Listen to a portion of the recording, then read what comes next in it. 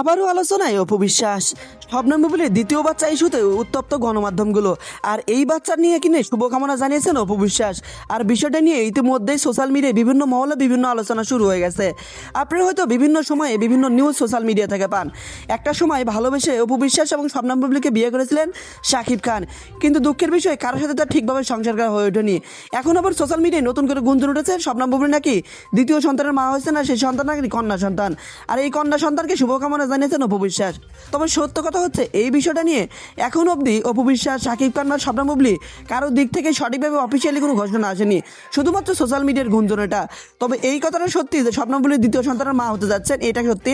কারণ বেশ কিছু দিন গুঞ্জন উঠেছিল শবনম বুবলি নাকি দ্বিতীয় সন্তানের মা হতে চলেছেন, আর এই সন্তানের বাবা নাকি শাকিব খান।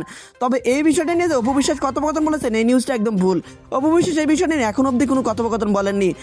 একটা সময় শাকিব খানকে ভালোবেসে বিয়ে করেছিলেন অপু বিশ্বাস, কিন্তু তাদের মধ্যে ডিভোর্স হয়ে গেছে, আমরা প্রত্যেকে জানি। এখন আবার শবনম বুবলির বাচ্চার ইস্যুতে শাকিব খান আলোচনায়। তবে কি নতুন করে আবারও সংসার শুরু করবেন শবনম বুবলি আর শাকিব খান, নাকি অন্য কিছু? আপনি আপনার গুরুত্বপূর্ণ মন্তব্য ভিডিওর কমেন্ট বক্সে জানাতে ভুলবেন না। দেখা হচ্ছে পরবর্তী নতুন ভিডিওতে।